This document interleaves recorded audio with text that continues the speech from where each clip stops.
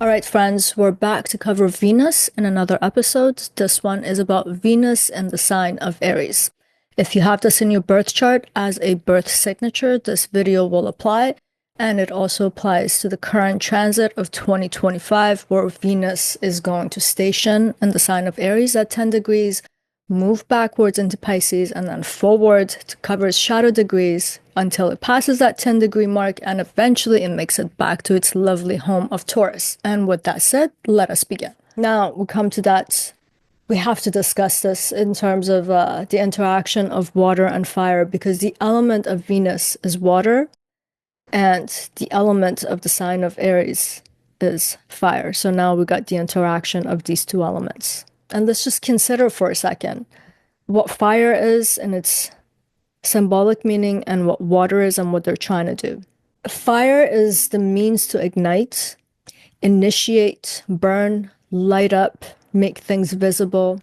It's about action, it's about leading, and there's a sense of spontaneity to it. So it's about energy, enthusiasm, passion, action. It's inceptive, it's dynamic, it's outward moving, and it illuminates. When we take the water element, on the other hand, is to nurture, is to blend things, to merge things. It's talking about emotional components. And if you think about emotions in general, they are blending. They're creating bonds between people. These are emotions that create a bond between us human beings and the objects of the world too, like humans relative to the objects of the world. Emotions, water has a sense of depth to it. It's about sensitivity, intuition. It has a sense of fluidity and adaptability to it. And then it dissolves and again merges things. And it's intramoving, it's introspective, it's unifying, it's healing, it flows, and it wants harmony. So going back to Venus moving out of Pisces, where it's exalted, is in a water sign. Venus itself is of the water element. So it's got everything that it needs to be able to do what it is that it does at its best. And then when it comes into the sign of Aries, into this fire sign, it's like a shock to the system. So it has to go from that state of merging and what had been dissolved into a state where it needs to ignite, initiate, through some inceptive action, just individuate and pop out and pop forth. This is the shock to the system. In the sign of Pisces, it was all about how do we cooperate? How do we create union and a sense of oneness? And then suddenly Venus is in the sign of Aries, and Aries is like, how are you independent? How are you self-reliant? How do you do it yourself? Forget about other people. Forget what they say. Forget how they can help you. What can you do? So there's really no one here to cooperate with for Venus, and that's what Venus does. Venus is a relational planet. It constantly wants to engage with other people, cooperate with other people, establish connections, and Aries is like, no, it's me, myself, and I. You, yourself, and yourself. There's no one else. The kind of autonomy that Aries demands of Venus to have, it's difficult for Venus in the sign of Aries. And that critical degree is talking about this. How do you, through a lifetime of work, how do you become individuated? How do you do things yourself? How do you initiate and assert? In relationship dynamic, if you're creative in your creative endeavors, and all of it feels unnatural initially to Venus. So what does this do to Venus? One of the first thing, the water element has to do with emotions, even though the word emotion is a key signification for the moon. If we're going to talk about Venus as love and relationship and cooperation, we're talking about dealing with emotions, right? So when it comes into the sign of Aries, the kinds of things that is demanding of it because of its fire nature and then because of Venus's own water nature is going to create emotional volatility. So natives with this signature might spend a good portion of their young life dealing with a lot of emotional volatility.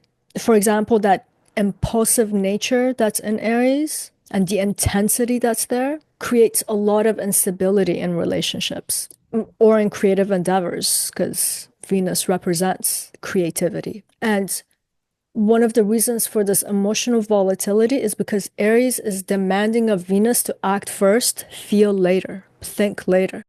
So it can't process what it's doing. It has this instinct to act in the sign of Aries. And this can often lead to conflict and feelings of regret later. So there's a lot of trial and errors in life and through this transit till we understand this. So that we don't allow that impulsivity of Aries to create emotional volatility for us. Another thing that Venus in Aries can start to take on as a symbolic meaning is having difficulty in emotional depth till you learn about it, till you understand how deeply passion goes in the sign of Aries, and not just at some surface level thing where you're using passion to chase things. But initially in life, or as part of this transit's life lesson, we're trying to understand what it means to go past the surface. And let me explain why I'm saying this. In a lot of ways, when Venus is acting kind of dysfunctional in a chart in general, Venus can represent superficiality. So it's not talking about beauty in terms of how something is inherently, its composition is in a certain way that gives it that sense of beauty. It just creates this external surface level beauty to evoke that feeling, but it's not talking about the essence of a thing where the beauty is. And Aries is looking for surface level excitement before there's a sense of maturity there. That impulsivity is saying something about immaturity and just wanting instant gratification now. So one of the challenges here becomes about seeking deep connections with people. So we have to feel deeply. We have to go beyond these surface level ways of being. And you can see this with Venus in Aries, like keeping a relationship long term is initially difficult in life for a lot of people. And why? Because long-term relationships need that sustainability and it's patient. It needs you to be vulnerable, cooperate. And the script that Venus got from the get-go is not permitting it to do, it's not supporting it to do these kinds of things. So a person has to really dig deep to be able to get past all of this, and one can, and a lot of people do throughout a lifetime, but there are some trials, errors, tribulations till we get there. And with this transit too, we may very well experience such things. And then that impulsivity that's here, it can create a lot of feelings of burnouts for the native and for people that they're in relationship with. So when the excitement fades, there's nothing else fueling it. Or when relationships start to go through a little bit of stagnation, it gets a little bit boring, which is inevitable in every relationship. And if you've been in a relationship long enough, these patches can last for years. So Venus's solution here with that impatience and burnout is to reignite that cardinal thing of the signs coming in again, right? I want to go find a new relationship. I want to start a new creative project. So nothing ever really comes to its conclusion. It's like a sprinter who's keep sprinting the same strip. You know, it's like sprints from the beginning of the 100-yard line to the end, gets burnt out, slowly walks back to the beginning, and then redo the same thing. In life, at least we like to have a perception that there's some distance between point A and B and it's long. The restarts from boredom and stagnation can be devastating in a Venus in Aries person's life. And in this transit too, we might find this as a very prominent feeling. You know, in Pisces, we were merging, we were connecting, we were becoming one, and you don't even know what was happening really because of all the planets that were up there, like Neptune and Rahu North Node. As soon as you come into the sign of Aries, the script's handed to you and you're like, wait a minute, who am I? This thing's so boring. I can't do this. My life's not moving forward. This person's actually my obstacle right now. I just feel like I'm not getting anywhere. So that feeling of stagnation's coming through, perhaps a feeling of boredom's coming through. And the solution is not always, okay, I want to break up with this person and start with a new person. Because with the new person, you're going to have the same problems. This is the nature of long-term relationships. Something that Venus in Aries has to learn through a lifetime in terms of how to have it, to slow down a little bit. I don't even know if you can slow down in the sign of Aries, but rest the way that you need to because you ignited, you initiated, you had that burst of energy, that dynamism that moves you forward. There's a burnout. You just have to rest and let the rest be a moment of patience rather than impatiently moving on, cutting things again, severing things. Yeah, so I don't know. Wanting constant stimulation is something that happens when we have Venus in the sign of Aries. And at some point, we have to find some stability in what it means to be devoted, which is that loyalty and fidelity. That Venus, that's what it's about. And then fire signs, because of that inceptive outward action orientation that they have, they can feel you can feel a sense of dominance almost, because they're always setting the pace. And Aries, from that cardinal perspective, also has this feeling. And Venus is about harmony. So it just kind of becomes dominance over harmony here, too, when you take the water and the fire element together. And it can override Venus's, that cooperative nature that it has. And that dominance can be like, hey, I need to prioritize myself. It's self-love. It's about me. If I don't do it for myself, who's going to do it for me? Instead of trying to create some mutual understanding, hey man, other people want to love you too, but we got to meet them somewhere at that halfway point where there's some compromise and cooperation. So wanting to dominate and self-assert becomes a prominent theme too. And that dominance and going against the harmonizing element of Venus is coming through both the elemental differences and the fact that the sign of Aries is a cardinal sign. I have to take another break. The voice. It's getting groggy. I'll be right back. All of that said, I don't want to leave it on a surface level about water and fire because both of these elements have certain things in common too. And I just want to quickly discuss that because when I say that a person can get a sense of maturity with age and they do things different, is because they understand how to make things complementary, where there's synergy, where there's resonance. And there is some resonance and synergy between water and fire, even though it's like water puts out fire, they seem to be in opposition. One of the things is that both water and fire symbolically represent purification. And I was saying that Venus in the sign of Aries can become superficial or act on a surface level because of that impulsivity and gratification that can come through. But when you think about what fire does, fire burns the appearance of things. It's going to leave something, the essence of something. So it's taking away that superficial shell of something and getting to the core of it.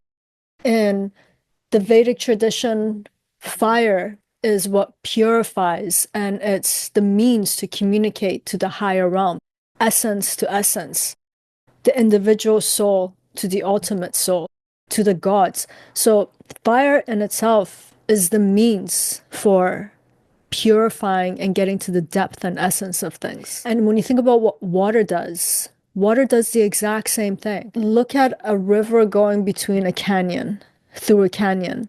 You can see the erosion marks. Water over time also purifies. It's doing the exact same thing. It's dissolving and it's eroding the superficial aspect of things. It's another way of getting into the essence.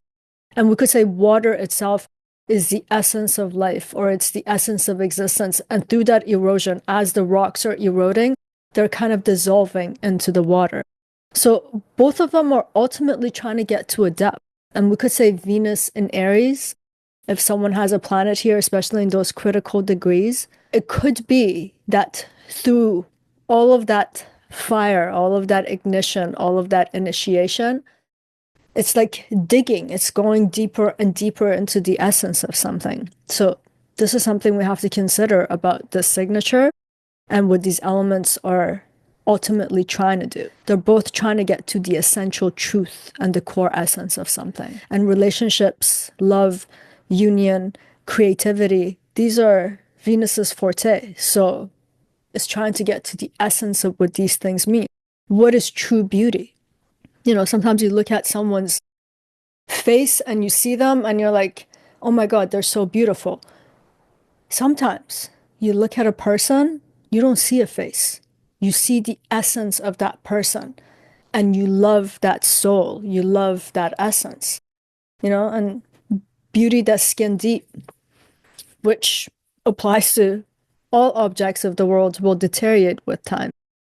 It's the ability to see the core essence of your beloved, is to see their soul, no matter what the external appearance looks like. And that's what fire and water are both permitting us to do in the long run of life. So it's actually a beautiful combination in that sense. So in some ways, Venus in Aries is the means to purify the self, is the means to purify relationships over a lifetime. And because of that freedom that's in Aries, and the way the native wants freedom for themselves and the way they have to eventually learn to give that freedom to their partner is about looking past the external shell of things and superficial expectations and even some delusions that Venus could come to have about merging with other people in the sign of Pisces, which I discussed in the previous episodes. So the essence, that authentic core, that is the self, that is the soul, can come through in this interaction of water and fire. And I will make another episode. As I'm talking through this episode, I'm saying that I need to do another one about just Venus's retrograde cycle this year, because at some point Venus is going to come into a Kazemi point with an exalted sun in the sign of Aries, where they are at the exact same degrees and Venus is at the heart of the sun. So it's kind of revealing this truth for us. But I think I will discuss that in another video to do it justice, because this is already getting a bit long and there's still a little bit to go. And just to stay on this topic for one more second, we do have something that's more like a superficial passion. The way, for example, we use other people as a point to ignite us. You know, I've seen this in my life where people want to break up with their partner because they want to initiate something new in their life. So they're kind of using that act of severing, even the act of harming another, to gain some sort of a momentum and an energy to redirect their life. There's just not enough tools in that toolkit to know how to do that and to maintain the relationship. But when Venus gets a sense of maturity in the sign of Aries, it will see passion as an internal inner flame, like a furnace that is constantly burning. It's always there. It doesn't need to sever and sacrifice in order to initiate something, in order to move and to act. So in a lot of ways, Aries is teaching Venus how to have, or how to tap into its own inner drive and how to direct this inner heat with focus, intention, and purpose. These are the things that are related to fire. So Venus is getting a lesson in terms of how to tap in to the depth of love through passion in this way.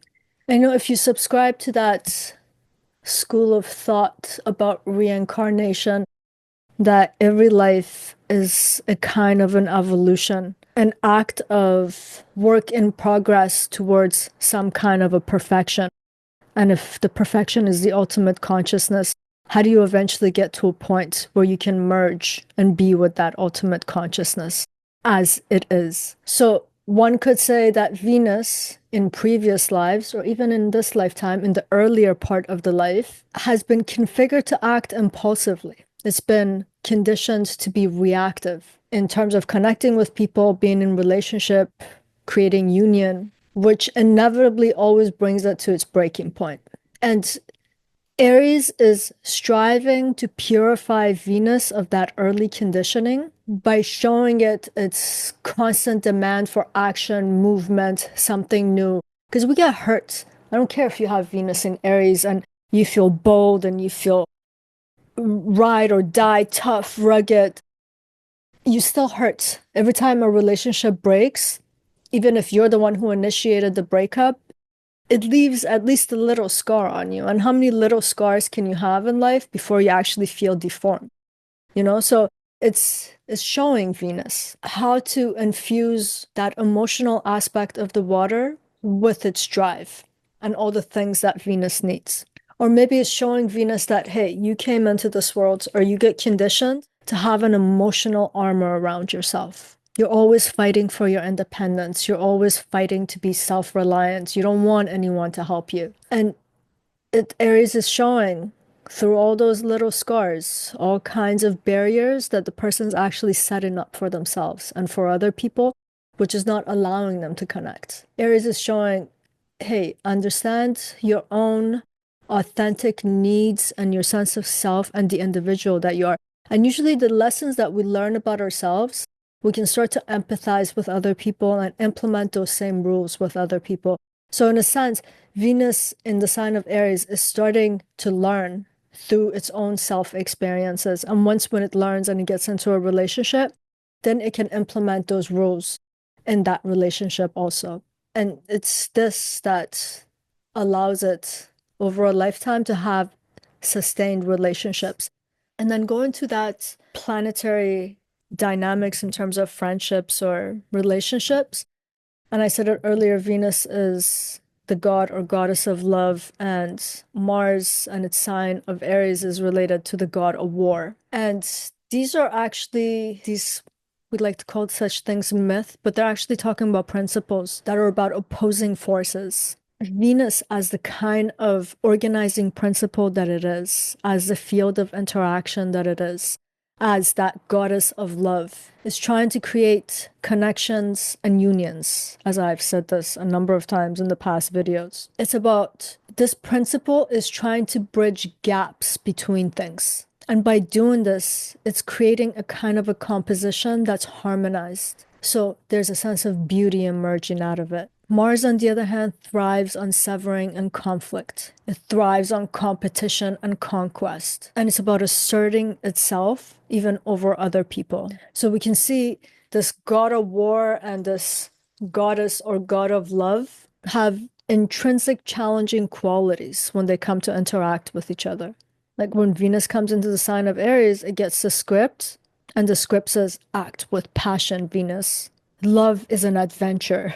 It's an all-consuming pursuit. Just go pursue it. Go conquer him, her, they. Just go conquer it. The script says, like, the enjoyment when it comes to relationship and in this pursuit, it's just all about the chase. That's where the excitement's at. Aries wants Venus to have visceral, raw, instantaneous kind of a pleasure when it comes to love and relationships and creativity too. But when we go back to the mythologies of these two energies, principles, gods, goddesses, they have an affinity to each other in a strange way. Like in the Greek mythology, Aphrodite and Ares are lovers. Eris, they're lovers.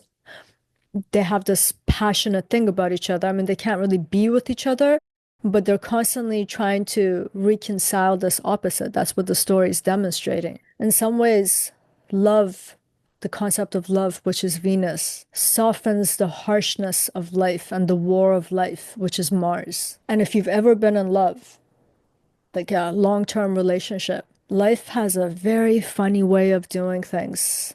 And I think it's the core nature of existence itself that's reiterating, reverberating through life, which is about this constant change and shift. So there's no value judgment in terms of this is a bad thing that happens. I think this is just the nature of existence, which is change. So there's constant flux, shift, and movement. So any composition that's been made, it is bound to disintegrate. It is bound to be separated, be dispersed, and no longer be connected and unified.